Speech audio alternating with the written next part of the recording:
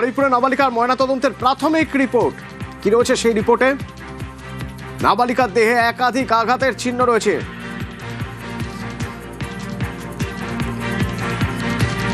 অভিজিৎ আছে আমার সঙ্গে ফোনে। অভিজিৎ, এই প্রাথমিক যে রিপোর্ট ময়নাতদন্তের কি আছে তাতে?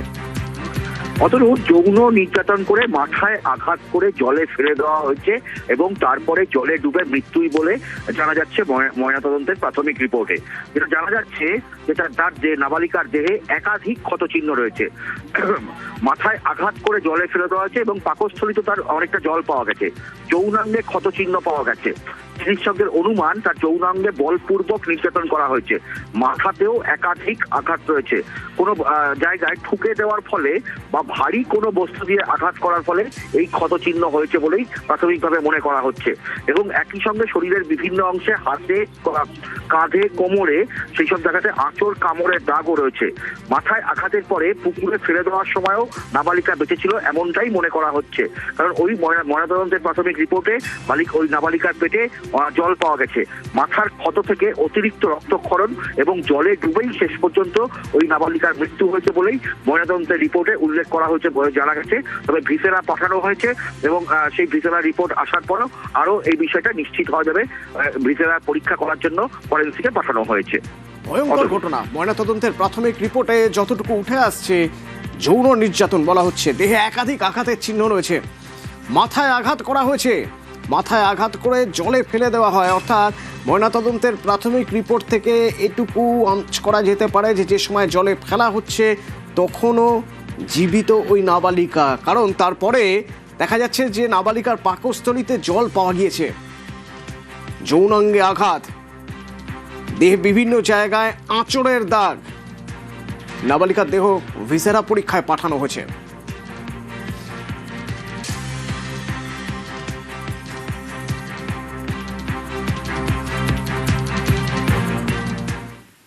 ভয়ঙ্কর ঘটনার ঠিক আগে ক্লোজ সার্কিট ক্যামেরার ফুটেজ, যেখানে ওই নাবালিকাকে যেতে দেখা যাচ্ছে, তার সঙ্গে আরেকজনকে দেখা যাচ্ছে। অর্পণ আছে আমার সঙ্গে। অর্পণ, এই জায়গাটা ঠিক কোথায়? মানে নাবালিকার বাড়ি থেকে তার বান্ধবীর বাড়িতে যাওয়ার কথা ছিল, এই জায়গাটা কোথায়?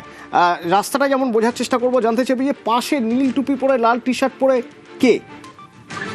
দেখো, এই ব্যক্তি প্রভাস, যাকে গতকাল পুলিশ যাকে গ্রেপ্তার করেছে এবং এই ব্যক্তির সঙ্গেই নাবালিকাকে কুচলিয়ে কার্যত অপহরণ করে বলা যেতে পারে যে তাকে তুলে নিয়ে যাওয়া হয় রেল লাইনের পাশে।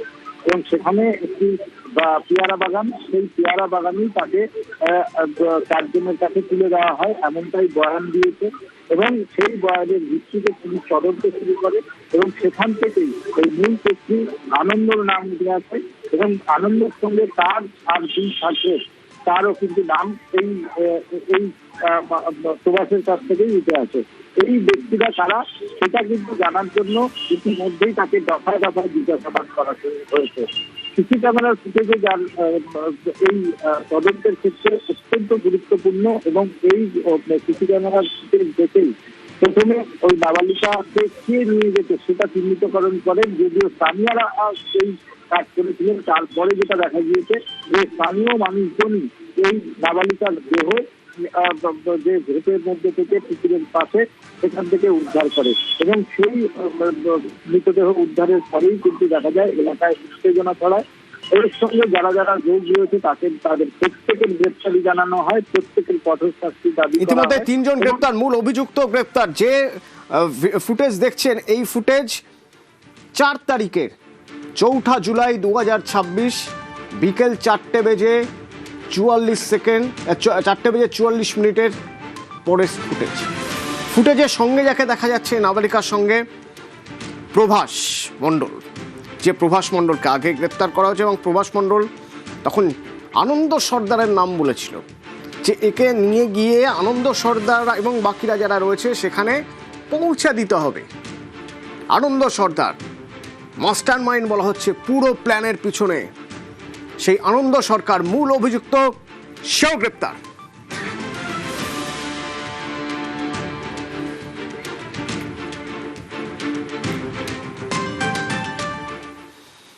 এবং এই ঘটনার পর দেখা গেল অ্যাকশনে পুলিশ।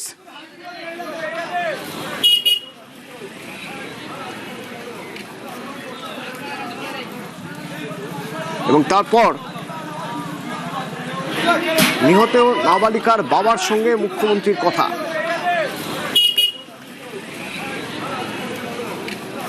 সিএম এর সঙ্গে আমার সব কথা হয়েছে, টোটাল আমি ফাঁসির দাবি করেছি এদের সঙ্গে। মুখ্যমন্ত্রী মঙ্গলবার দিন ভবানী ভবনে যেতে বলেছে, ওখানে বসে যা দাবি করবো, যেটা বলবো সেটাই উনি করে দেবে বলেছে। সব রকম সহযোগিতা আমাদের করবে।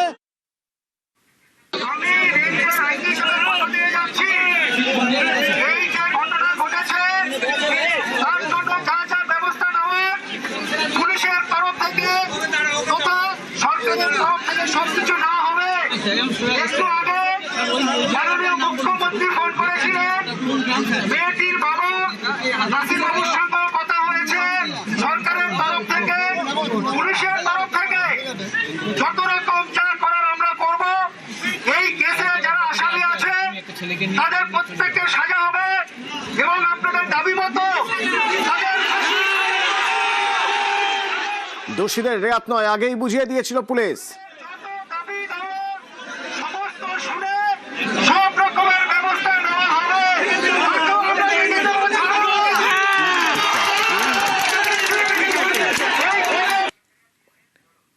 আমি এই যে ঘটনা ঘটেছে তার জন্য যা যা ব্যবস্থা নেওয়া। মুখ্যমন্ত্রী শুভেন্দু অধিকারীও জানিয়ে দেন, দোষীদের কোনো রকম রেয়াত করা হবে না, সর্বোচ্চ শাস্তি তাদের জন্য। মাননীয় মুখ্যমন্ত্রী ফোন করেছিলেন, মেয়েটির বাবা নাসির বাবুর সঙ্গে কথা হয়েছে। ওনার বাবা বিচার চেয়েছেন। জঘন্যতম ঘটনা, সিট গঠন হয়েছে। পরিবারের পক্ষ থেকে 4 জনের বিরুদ্ধে অভিযোগ দেওয়া হয়েছিল, 2 জনকে গ্রেপ্তার করা হয়েছে, 3 জনকে ডিটেন্ট করা হয়েছে, যাদের সঙ্গে পলাতক 2 আসামির ফোনে কথোপকথন পেয়েছে পুলিশ। আইজির নেতৃত্বে পুলিশ, এসটিএফ সবাই কাজ করছেন। উনার পরিবার যা যা চেয়েছেন সরকারের কাছে সেই কাজ সরকার করছে। মোট 4টি মামলা হয়েছে। একটি এই জঘন্যতম অপরাধের মামলা ছাড়া আরো 3টি মামলা হয়েছে, যেটা মব লিঞ্চিং হয়েছে। এর পিছনে একটা কমিউনাল অ্যাঙ্গেল ছিল। রেল লাইনে যেভাবে রেলপথকে উপড়ানো হয়েছে, আমাদের অতীত ইতিহাস মনে পড়ছে। 2019-এর সিএএ বিরোধী আন্দোলন বা কিছুদিন আগে ওয়াকফ অ্যামেন্ডমেন্ট বিরোধী আন্দোলন। দ্বিতীয় হচ্ছে সিআরপিএফ এর 2 জন জওয়ান আহত হয়েছেন, একটা পুলিশের গাড়িকে জ্বালানো হয়েছে। প্রথমটার তো বিচার দেব, ক্যাপিটাল পানিশমেন্ট দেব। ওর বাবা যা যা চেয়েছে সব করবে মুখ্যমন্ত্রী। হাতে সাথেই ফোনে কথা বলেছি। তো আমি খুশি যে ওনারা আমার আস্থা রেখেছেন। বাকি 3টে বিষয় যারা যুক্ত, যারা অতৃপ্ত আত্মা, ভোটে হেরে যারা ঘরে ঢুকে গেছিলেন, এই 3 জন মিলে এই যে 3টে কাণ্ড করেছে না, এদেরকেও কিন্তু ভুগতে হবে। এমন ভোগাবো বুঝতে পারবেন।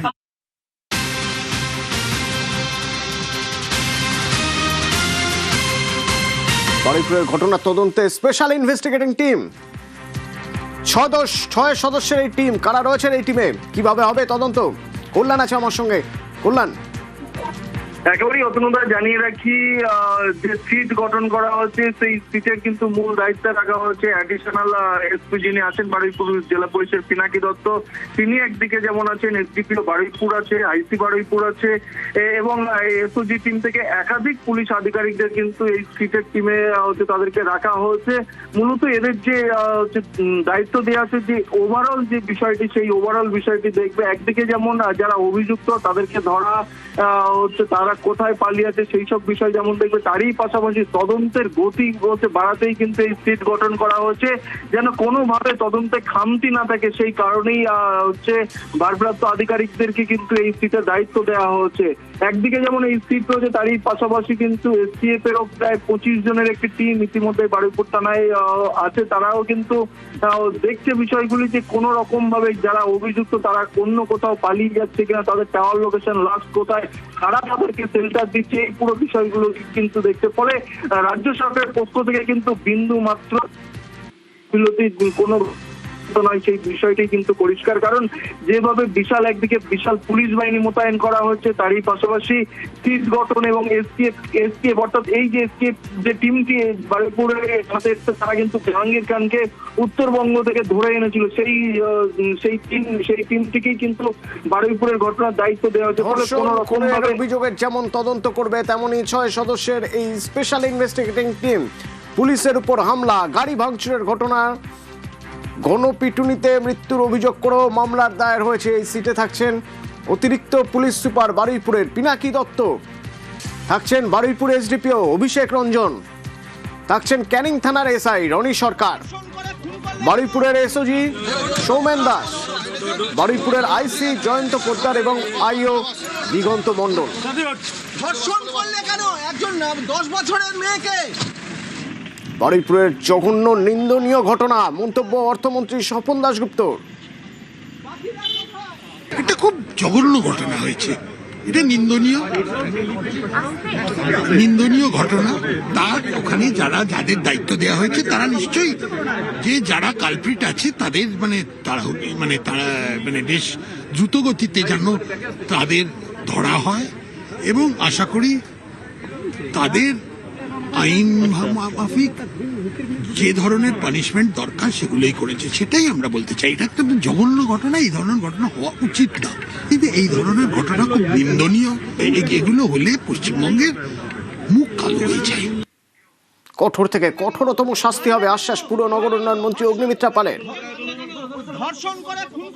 কাকে মেরেছে, কি ধর্মের মানুষকে মেরেছে, কোন জাতের মানুষকে মেরেছে, কার ওপর কোন বয়সের ওপর আক্রমণ হয়েছে, that is not important for us. যে কোনো মহিলার উপর যদি আক্রমণ হয়, অত্যাচার হয়, এইভাবে নৃশংসভাবে মারা হয়, তাকে ছাড়া হবে না। এটা আগের যে কোনো সরকার নয়, যখন সরকার আমাদের ছিল না তখনও যেভাবে মহিলাদের পাশে দাঁড়িয়েছি, এখনো একইভাবে আমরা মহিলাদের পাশে দাঁড়িয়েছি।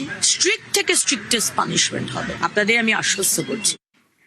বারুইপুরের ঘটনায় বিচার হবে, আশ্বাস আর্চি করেন নির্যাতিতার মা রত্না দেবনাথের।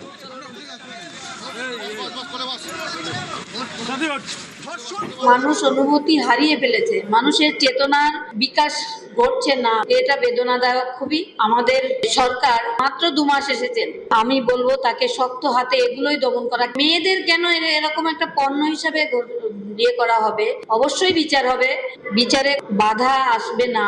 গত মুখ্যমন্ত্রী ছিলেন, তার আমলে যে দুর্নীতি হয়েছে এটা তারই ফল। চরম ধিক্কার জানাই। আমি ওর বাবা মার সঙ্গে দেখা করব, সংসদেও এটা নিয়ে আমি বলবো। এই ফল সহজে যাবে না, তবে আমরা চেষ্টা করব সরকারকে সাথে নিয়ে যেন আমরা এটা চেষ্টাটা করতে সফল হতে পারি।